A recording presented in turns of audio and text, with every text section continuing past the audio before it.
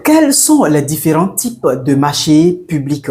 Bienvenue dans notre deuxième épisode de la série de 20 vidéos que nous avions dénommé Pourquoi tu dois t'intéresser au marché public. Et cette vidéo est la deuxième que nous publions sur ce thème-là. Et aujourd'hui, nous allons aborder les différents types de marchés publics. Et si c'est la première fois que tu découvres ce visage, je m'appelle Pythagore Invor, promoteur du cabinet Mist Jury Agro. Like cette vidéo, partage-la et n'oublie surtout pas de t'abonner afin de suivre toutes les vidéos qui viendront après celle-ci. Parce que sur le thème relatif à pourquoi tu dois t'intéresser au marché public, sur cette chaîne, tu vas suivre 20 différentes vidéos et je suis sûr qu'à la fin, tu dois sérieusement t'intéresser au marché public.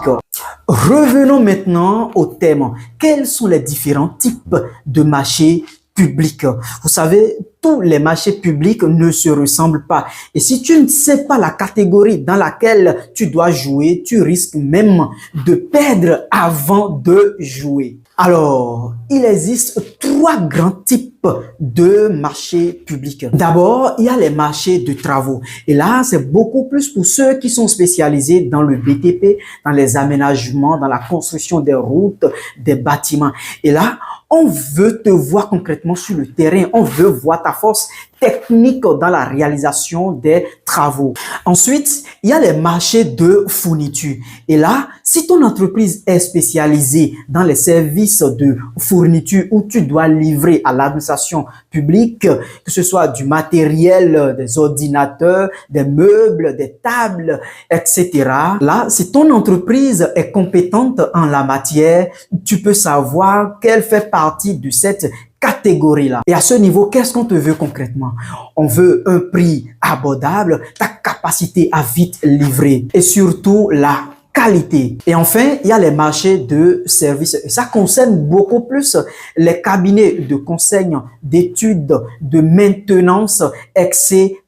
Là, on veut réellement voir ta compétence, ton équipe et ta méthode de travail. La façon dont tu mets ta compétence au service d'une formation, par exemple. Alors, si déjà tu connais ta catégorie, c'est que tu peux mieux te positionner et savoir que ton entreprise est compétente pour jouer sur ce terrain-là. Dans la prochaine vidéo, nous allons voir les conditions de base pour soumissionner au marché public. Merci d'avoir suivi cette vidéo. Eh bien, abonne-toi surtout.